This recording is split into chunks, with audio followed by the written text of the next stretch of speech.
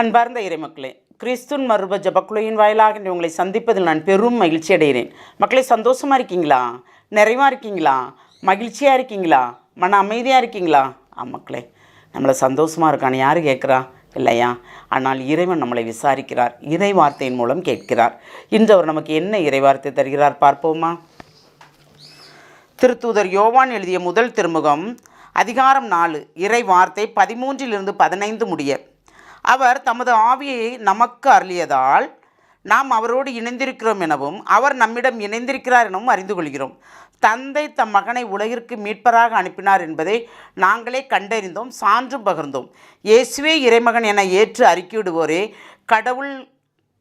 அறிக்கையிடுபவரோடே கடவுள் இணைந்திருக்கிறார், அவரும் கடவுளோடு இணைந்திருக்கிறார். அதாவது யோவான் எழுதுகிறார். எப்படி எழுதுகிறாரு? நாங்கள் கண்டோம், நாங்கள் சாட்சி பகிர்கிறோம். என்னென்னால் கூடவே இருந்தார் அல்லவா?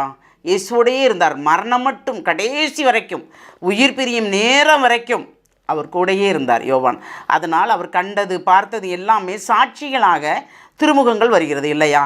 அப்போ அவர் என்ன சொல்கிறாரு? அவர் தமது ஆவியை நமக்கு அருளியதால் நாம் அவரோடு இணைந்திருக்கிறோம் எனவும் அவர் நம்மிடம் இணைந்திருக்கிறார் எனவும் அறிந்து கொள்கிறோம்.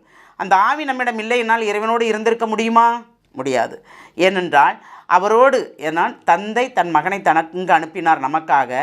மகன் இறந்து நமக்காக யாரை தந்தார்? தூய் ஆவியை தந்தார். அந்த ஆவி நம்மளோடு இணைந்திருப்பதால் தான் நாம் கடவுளோடு இணைந்திருக்கிறோம். அப்படி இணைந்திருக்கும் போதுதான் கடவுளுக்கு நாம் சான்று பகர முடியும். ஏனென்றால் அவரோடு இணைந்து ஆன்மாவில் அவரோடு பேசி ஆவியானவர் உணர்த்துவதை நாம் தெரிந்து கொண்டு பிறருக்கும் அதன் மூலமாக பலன் கொடுக்கும் போது, நம் தபங்களினால் பலன் கொடுக்கும் போது, அவர் உணர்த்துவதை அனைத்தையும் வெளிப்படுத்தும் போது ஒரு நிறைவான ஆசிர் இருக்கும். ஏனென்றால் ஆவியானவர் என்னையும் உங்களையும் தேர்ந்தெடுக்கும் போது எது நடக்கும் எது நடக்காது என்பதை முன்கூட்டியே உங்களுக்கு அறிவிக்கிறாரா இல்லையா? தெளிவுபடுத்துகிறார். கனவுகளோ காட்சிகளோ அதன் மூலமாக உங்களுக்கு தெளிவுபடுத்துகிறார். அப்படி தெளிவுபடுத்தும் போது அதை நாம் உணர்ந்து செயல்படும் போது நமக்கு ஒரு நிறைவான ஆசிர் உண்டு. அந்த ஆசிர் தான் இப்பொழுது அவர் தருகிறார். ஏனென்றால் தூய் ஆவி நம்மிடம் தந்திருக்கிறார். அந்த ஆவியாரோடு நாம் இணைந்திருப்பது போல் கடவுளும் நம்மோடு இணைந்திருக்கிறார். ஏனென்றால் இயேசுவே நமக்கு தந்த இறைவன் நாம் என்ன செய்கிறோம் என்று நம்மளை உற்று நோக்குகிறார். அதனால் இயேசுவே இறைமகன் என்று நாம் அறிக்கையிடும்போது நாம் கடவுளை சார்ந்தவராக இருக்கிறோம். கடவுளும் நம்மோடு இணைந்து நம்மளை சார்ந்தவராக இருக்கிறார். நம்மளை கொண்டு நாம் ஒரு கருவியாக அவரிடம் இருக்கும்போது நம்மை கொண்டு அவர் பல காரியங்களை ஆற்ற நினைக்கிறார். அதற்கு நாம் ஒத்துழைப்போமா? ஒரு விஷயம் சிந்திப்போமா?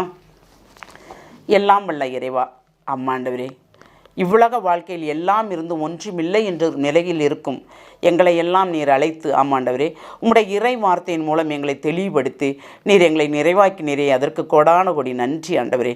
ஒவ்வொரு நொடிப்பொழுதும் எங்களோடு கூட இருந்து எங்களை செயல்படுத்துகிறீரே, அதற்கு நன்றி ஆண்டவரே.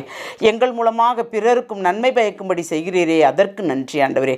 இந்த நாள் ஆசீர்வாத நாளாக எங்களுக்கு தந்தீரே, அதற்கு நன்றி ஆண்டவரே. ஒவ்வொரு நேரமும் ஒவ்வொருத்தருக்கும் என்னென்ன தேவை என்பதை அறிந்து உதவி செய்கிறீரே, அதற்கு நன்றி ஆண்டவரே. ஒவ்வொரு நொடிப்பொழுதும் நாங்கள் நன்றி மறக்காமல் உம்மோடு இணைந்து செயல்படும் வரம் வேண்டும் என்று உம்மை இறைஞ்சி மன்றாடுகிறோம். எங்கள் ஜெபம் கேட்கும் நல்ல பிதாவே. ஆமேன், ஆமேன், ஆமேன்.